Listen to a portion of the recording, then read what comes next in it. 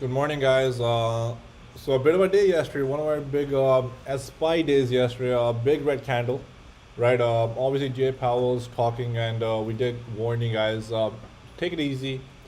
No need to rush into trading. Just let these days pass by. We don't know what's going on. And today, as you guys can see, these, one thing that we've been saying for the recently that don't follow for the candles. People that held anything overnight based on the candles alone or technicals that the market is gonna flush or you guys tried predicting it. Right now, pre-market, you're gonna be down huge if anyone did, right? Unless you bought time, you had some certain reasons, then yes, you'll be up. Like I also bought a small Amazon position yesterday before they closed with Platinum Stacks, right? But we had our own reasons why we did, right? So if your reasons are backed up, you have legit reasons why you did. It will make sense. You're likely to be right, but without any reason, holding anything overnight, just based on candlestick alone, is not really a good trading strategy. Don't do it. The market will punish you. Trust me, right? So again, today it proves it again. We're opening up very high pre-market. The only thing I can say is here the level is 453. We should not break yesterday's low. Yesterday's low is very, very critical, right? If we break down below yesterday's low, then we are going to have a sell pressure. We will see 450, 440, even up to 430. That is very likely to happen. However, if we continue holding above yesterday's low, then it could be a dip buying into Christmas. We don't know, anything is possible. This could be a dip buy and then we continue rallying into Christmas. Or do we consolidate? But for now, is level to level. And one thing that you guys gotta start following along is it helps better, right? Is SPX. So I'll just give some levels here based on that. 4600 right now will act as support, right? 4600 will act as support. This is all in the SPX futures. If you guys go in Darsh's channel, he posts the full analysis every day there, so it's worth reading it. I actually read it twice every day, right, just to remember all my numbers. 4600 will act as support, and above that, the first active sellers, if we do see a rip up in the first 5-10 minutes or 15 minutes, the first active sellers will be near 4660 and 4670 zone. Or all right, they're likely to be sellers active here. Okay, so let's see, and if this zone gets taken out, then obviously we have 4700 and potentially all-time highs. And then below, under 4600, we have 4570 and 4760 as first lower support underneath 4600. A break of this, we will have 4540.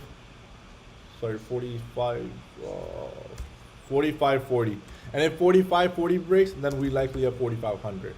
All right.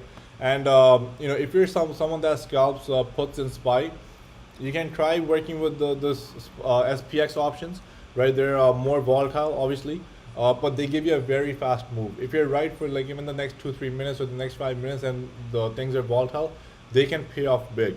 But with those, you have to manage your position. You have to be very, very disciplined trading those options, right? Like the trade has to be very confirmed before jumping in them, because if it goes against you or goes sideways, there's a lot of time decay, and then obviously they move a lot up and down basically, right? And tech and Q, same thing. Holding better than SPX, I think, SPY. If we on Qs, I'll just say one thing. If we hold above, if we get 400 and we hold above 400, Santa rally in tech is coming, I think. Right, but again, 400 is a must hold. Above 400, then we likely get a Santa rally. One thing that you do want to keep in mind today, we do have the Fed speaking again today. Jerome Powell is again in front of he's testifying again. Yesterday he made certain comments, but today there's some, does he make those same comments, or does it get worse, or does he take some comments back, or changes up his words? There's one thing that I think Darsh posted here. T and Darsh were talking in premium chat. I won't go over it, but just go over it and just read their comments. Is something to keep an eye on, right? So I would personally watch, see what he's saying. And we had some earnings yesterday. AMBA, they beat their earnings per share, they beat their revenues, but one thing that was good about them was they raised their guidance, right? They gave us strong guidance, and that was the reason it went up. And I'll compare the same thing with CRM, both different sectors. But why does CRM go down even though they beat their earnings? One thing this entire season that we've been telling you is if anybody makes their comment on guidance, If they raise guidance, the stock is likely to gap up, and if they say lower their guidance, then the stock is likely to take a dip, and then earnings per share and revenue doesn't matter there for that one day. But AMBA is opening up very high pre-market. If anybody's in, I did not play it. Right, it's a stock that I look at it sometimes, but I haven't looked at it in a while. But obviously, it's up a lot pre-market. If anyone played it, congrats. But AMBA, massive strength, is great for the semiconductor sector. It's opening at all-time highs. The only thing I can say is I think this pre-market price is wrong on TradingView. But if we get a small dip, let me just check the pricing and I'll go over it right now. AMBA. So AMBA is opening up at 210, right near the resistance, basically near all-time highs. All right near here, the all-time highs. The only thing I will say on AMBA, if you want to catch a potential play, right? If we get this touch right here, 196, 195, all right, 196, 195. So I'll write this down here for you guys, a potential play, just based on earnings. It dipped towards 196, 195 area, okay? And then it takes out 196, and it takes out 200. We likely see 205 plus again, but this is a very unlikely scenario, right? I don't think we get a dip towards 196, maybe maximum to 208, 205. But if we do get the dip to 196, 95 area, you want to wait until it takes out 200 and holds. You don't want to buy at 196. You want it to take out 200 and hold. Then we likely see a 205 plus again. That's a $5 trade that you can catch. Even if you catch a $2-3 move, that's a good trade for options. All right. So AMBA, but is great for the semiconductor sector that we're in. So that's good. CRM, Salesforce. They beat their earnings per share. They beat their revenues, but they gave a miss on guidance, right? And that one comment. Obviously, we have a dip in the on the stock. I personally would not play it. If I just remove all my drawing, then I go on the monthly channel.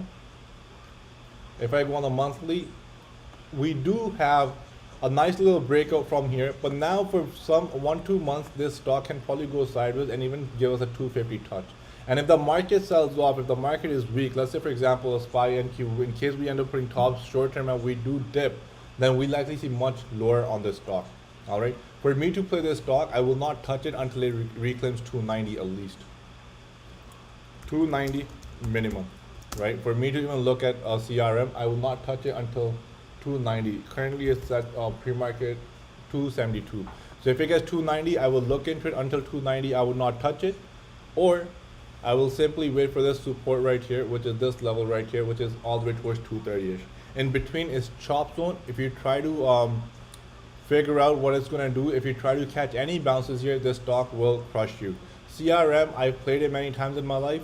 Sometimes when it goes sideways, it just goes sideways. And to hold this stock when it's going up on a run, you have to have a lot of guts, patience to hold it.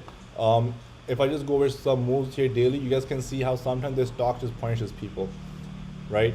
Sometimes if you get caught in any of these, it's gonna punish you. To catch this rally, it only gives it once in a while. If you catch it, you catch it. If you don't, it's very hard. So don't get caught in this zone where you're trying to play a dip on any of these stocks. Personally, for another 1-2 days, I'll wait. I'm going to be very slow with my entries. I want to see what the market, the gap up that we have today. A lot of people might be getting happy. They might even get FOMO. They know what the market is gapping up. I should catch it. Remember, they can poke the market above and then drop it very fast. We've seen this happen many times. So don't get excited. Either let it get all-time highs and then let's see what the Fed says. And then we do have NFP on Friday. And just give it a week or two. Let's see what the market gives us. There's no need to rush into any stocks. And then we have Melly. I know a lot of you guys are looking at Melly. I'm also looking at Melly, but it looks like we are approaching the zone that we have drawn here. But does it hold, right? I think it does, obviously. I don't expect Melly to drop this much, but anything is possible. This can, if the weakness is there in the market, we can probably see all the way towards right here, which is 900. Okay, that's another 300 points down from where it is right now. I hope this is the bottom, right? But again, if the market is weak, if they really want to sell this off, they're going to bring it to 900.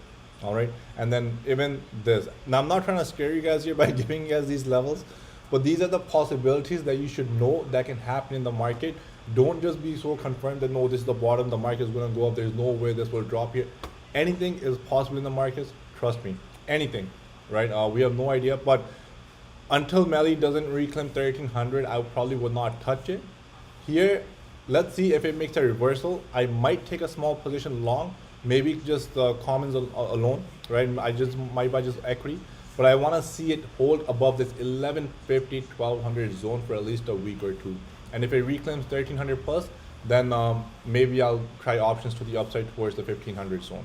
But don't try to catch this bottom. It can drop much more, right? One recent example is DKNG. I'll just go over this. A lot of people in the market, when the flow was coming in, a lot of people tried catching DKNG here. Trust me, there were a lot of people that tried catching it. One thing that we kept repeating, let DKNG get 52.50. I think 52 was a level, 52.50. Let it get there, let it hold, and then we'll play. It was not able to. And now from 50s, it's dropped to 34. People that even bought the $50 equity, you guys are down 30. If anyone did, I don't think anyone did in our group, but people that thought this was the bottom of DKNG, they were playing it to the upside. Even equity alone is down 30%, right? And here is still trying to make a base. Can it reverse here? I have no idea. If it doesn't, we likely see 27 in the coming weeks, which is very possible. Be open-minded in the stock market. Don't fall in love with anything.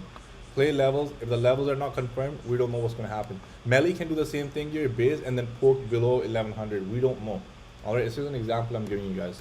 Amazon, we bought yesterday. We bought this because just one simple reason, and then certain other things, which your Platinum Stacks can explain in the voice chat. It's his play. So right now, if anybody bought with us at the open, you're going to be up huge. Manage. You have 2 minutes at the open to manage this play in profits. After that, anything is possible. It can easily give up the low here.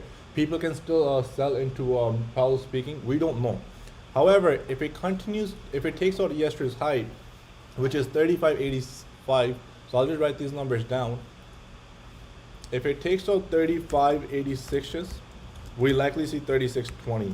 And then we see what it does at 36.20. 36.20, there will be a lot of sellers active if the market is strong and Powell doesn't say, or he says anything positive, then we might rip to Amazon. To the upside, obviously. And yesterday I scaled out a lot of my Amazon, right? I took some losses, I took some profits off the table, just to just reducing my exposure in the markets, because it's not able to hold above 3600, right? It's only able to hold above 3500, and I don't want to get caught in that time decay, and then maybe it holds here and then flushes lower later on. Anything is possible, like I say. On Amazon, if you want to confirm trade, I'll repeat one more time. This is what you want to have written down in front of your table. 37.25, 37.60 is when you start looking. 37.65, you open up your options chain. It takes out 37.75. That's when I will personally take a shot with my full size position. All right, it's likely a confirmed trade. Maybe it happens this week. Maybe it happens sometime in December, or maybe sometime next year, or maybe after 2 years. I have no idea. All right, but this requires patience. So wait until it comes to you. Tesla, very strong. But I do believe 1200 will be very hard on Tesla. Right. One thing I do want to show you guys on Tesla is the monthly candle. Even though I don't follow candles too much, but something to keep an eye on. In the month of November, there was indecision. Right. Bulls, bears, no one won. It was just there's an indecisive candle. This is usually very bearish, right? If we today take out the opening price of this month, which is 1145, all right, I'm gonna give you a little trick. When this candle is made, what you want to look for is today, if it takes out 1145 and holds below, we're likely gonna see a big red candle this month. All right, I know many people are bullish on Tesla. I hope it goes up. I do want it to go up. It's good for the market. But 1200 will be very hard on Tesla. Just know this. Those that are in calls with Goldman Sachs, you guys should be up at the open. 1200 will be very hard. If it gets through 1200 and holds, we likely see 1300 and much higher.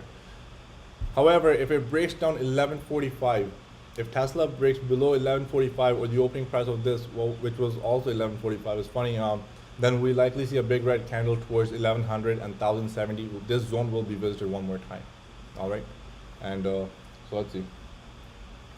NVDA, great move, very strong. Chips are strong. I think just play levels. If NVIDIA holds above this level right here, which is roughly, I'll give you guys a number, 335. If NVIDIA holds above 335, we likely see 340 and 350. And guys, now the way the market is, you don't want to hold these chips thinking it's going to go to 400, 450. They ran a lot. So if you catch fast moves, you want to slowly lock in your profits or maybe roll out. Or once you're in profits, have a stop loss on your profits. All right, if you develop something and it starts coming down, you want to lock in some profits, just exit and take your profits. Because if the market does turn around, it will be very fast. And if it goes in a chop zone, then it's just going to kill premium both ways.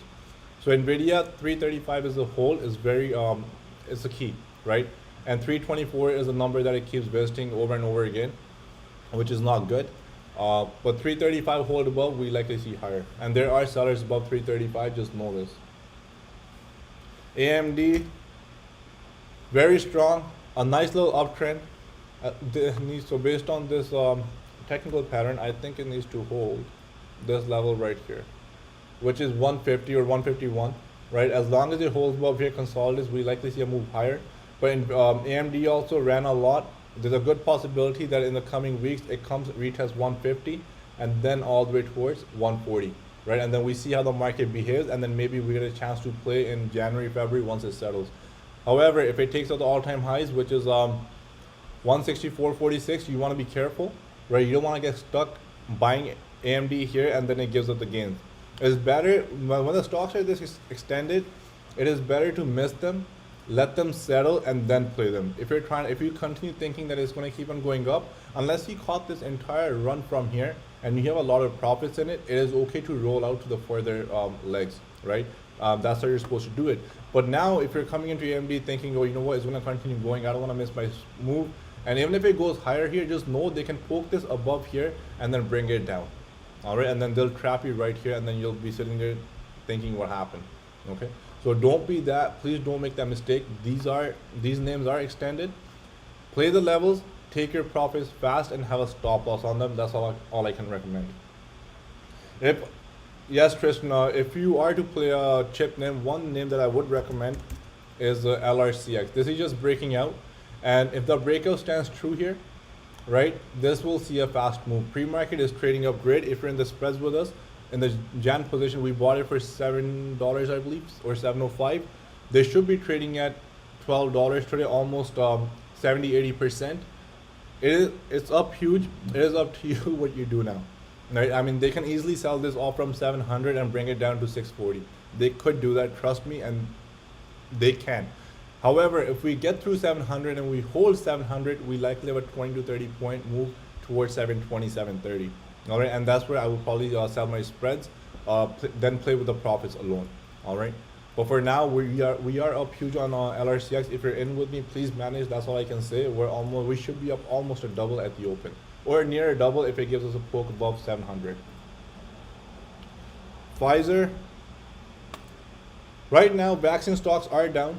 Just know one thing. I'm going to go over Moderna before Pfizer actually. A lot of people are buying these names right now thinking that the vaccine's out and all these revenues, they're making their numbers. And I think it's true. I think these stocks are going to fly. I think they're going to go up. But I also believe they can come out with any comments after a week that we might not need vaccine. If you already have shots, no extra vaccine is needed. They could say anything and flush this right back towards this zone right here. I do see upside in Moderna. Don't get me wrong. I think with the vaccine, with the revenue, all these things that are coming out, and if it's an ongoing thing, I think Moderna sees a lot more upside. But I also know one thing: they can easily say that, you know what, those that got the booster shot 2 months ago, you guys might not need vaccine no more. Or it could be any comment. I don't know.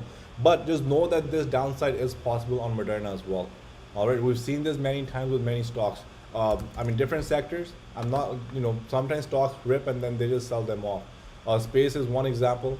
A nice rip, sell off, a rip, sell off. So anything is possible with any stock, just know this, okay?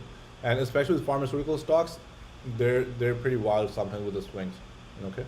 So Moderna, I am bullish on it, but just no downside also. Pfizer, 2-decade breakout. We made good profits on Pfizer. I offered some more position yesterday for good gains. We sold our spreads for 233%, and I'm holding my January calls, which I will also manage this week sometime. If it continues, if it's not able to hold above 53 this week, I might sell those and then wait until it settles, and then maybe buy it at a higher price with more confirmation. All right, but Pfizer 53 is a must hold. It must hold above 53 no matter what. Mastercard, we have some news. They announced a $8 billion buyback. $8 billion buyback, and they increased their dividend, right? Which is very good for the stock or the long-term shareholders. Basically, it keeps them in there. They don't want to sell, because if the company is treating you well, why are you going to sell, right? Let me just delete these drawings. So let's just go on the monthly chart on Mastercard. They sold this thing off for the last 3-4 months, right? I love playing this stock because the options are very rewarding when you're on the right side. However, they're showing a lot of selling pressure above these 350, 380. Every time it reached above 390, they sold it off. They bring it back up and they sold it off. Now the same thing is happening here now. The only thing I see here on the based on monthly price action is that we might get a visit towards this $300 level, which is possible. I'm not saying it's going to happen. It's possible. All right. However, another thing that I do see on this name that is possible in the coming weeks, that we might get a breakout from this level right here. That we might get this breakout. So the number here will be 335-ish. If we take out 335 and we hold above, we have 360. That's the first trade. So 360, you take your profits, and then you wait until 375. I know this. And then from 375, you can play this towards 390. All right. Then you miss the between 15-point move, because there will be sellers at 360. But this stock needs to, let's see this month if it makes a reversal, the price level holds. If it doesn't, they can probably take this towards 290 and 300. All right. And just keep an eye on that. But I do like them long. If you're going to buy Mastercard, the premiums are cheap right now on the leaps. I'm talking about 2023 and 2024. That's where I would go, maybe 450 or 470 calls. All right. And Mastercard usually on these big monthly dips, it's usually a buy. All right, but just don't get caught here, please, in this consolidation. See this right here? So let it make a nice little reversal here. Let the price settle, and then we'll play to the upside. Twitter also, on our leaps, people that are in the leaps, this is the reason I don't average down after a week or 2 weeks. I don't care what happens. If it reverses, that's fine. I'm already in the position. But for me to average down on Twitter, it needs to settle. And this is just nothing but beyond ugliness. What they did with Twitter. They completely sold it off. The CEO resigned. And now, if there's no buyout, nothing, they're going to wait until next earnings and just see what his comments are, what he's going to do. So Twitter is likely done for the next 5 to 6 months unless they get bought out, in my opinion. Right? So Twitter, I will not be averaging down right now, maybe in Jan, Feb, March sometime. Right? I mean, otherwise I'm already in a position. I see zero reason to average down on Twitter other than this support level here. Okay, but they can also bring this down much lower. This is not good. In August, they started selling, and then in September, the selling pressure became more. In October, they tried recovering, and they slammed it down harder, and then last month, they just sold it completely. This is not good for the company. This can easily see something like this. Just beware. It can easily go in a downtrend for the coming month all the way towards 20 bucks. And don't be surprised if it does come to 20 bucks. There's nothing impressive going on in Twitter, to be honest with you guys right now. All right. They had some Bitcoin news, whatever it was. I'm not seeing nothing from it. So not until some numbers speak, there's no reason to buy Twitter, in my opinion. However, a buyout, maybe, right, is possible. I have no idea. T knows more about that. He can discuss on voice chat why he thinks that. But this company, I think, needs to be bought out, to be honest. Or you can go on CNBC. Josh Brown, he gives us good comments. LC, let's see, Lending Club. On the monthly, Ram it held, but I think LC 35 was the number, I believe, on this. Right now, it's just testing this monthly support. This could be a buy here. I would probably scale in this stock right here. I mean, I still see strength in the stock. I know they sold it last month, but this is probably a scale in area. If I was to buy LC, I would go buy time, at least 6 to 7 months out, and I would do my first scale in here, right? And then maybe if it settles in this price in the coming weeks, and then I see upside, then I can probably scale in again with more time, right? But here, if you're looking for a bounce, let it settle, right? For a more confirmed trade, I would wait until 35, to be honest. Here, you can try scaling in, but 35 is what I would at least wait for. It does it hold 35 and then play it to the upside. Until 35, I would probably ignore it. UPST, similar action. They sold these stocks off. I think they're the similar industry, but for this, I would wait until 230, at least 230 on UPST. Yep, minimum 230. until if 230 is not reclaimed and held, they're gonna bring this down all the way right here in this zone, which is, wow, it's gonna be a big drop. And trust me, it's possible. They took this from 400 to 200, right? They can take it from 200 to 100 also. Just know this. Anything is possible. So 230 minimum hold. I'll wait until then. I will avoid. And see you guys back in the chat, guys. Took a little long there.